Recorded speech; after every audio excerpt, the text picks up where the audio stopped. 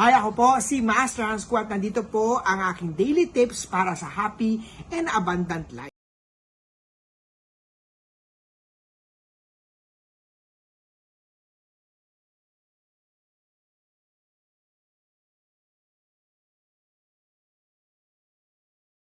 Hi, ako po si Master Hans Kuat. Ang daming gumagamit ng picture ng para ng name ni Master Hans Kuat. Nagbebenta sila ng mga peking sisig, mga kwintas, mga amet. Hindi yan sa akin.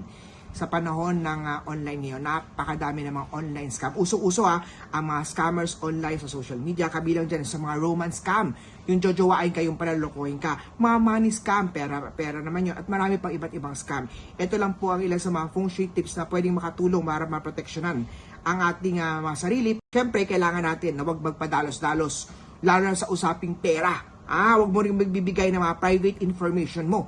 Huwag rin magbibigay ng mga private videos o private photos mo. Yan ang mga ibang way para makapag-protection tayo sa mga online scam. Una natin makatulong dyan, cleanse natin yung energy natin. So umaga, bago pumasok online, ugaliin ang mga practice sa pag-alis ng mga negative energy. Katulad po ng pagpe-pray, pag-meditate, pagsisindi ng mga insenso, pag-cleanse ng isipan po. Mas malinaw na yung judgment ay paggawa, desisyon. Dapat stable yung mind mo, huwag yung sabog-sabog. Kailangan nakapag-meditate ka. Nakakatulong ang pag-meditate, nakakatulong ang presence of mind. Sabihin ng salitang, ligtas ako sa yakap ng banal ng pag-ibig.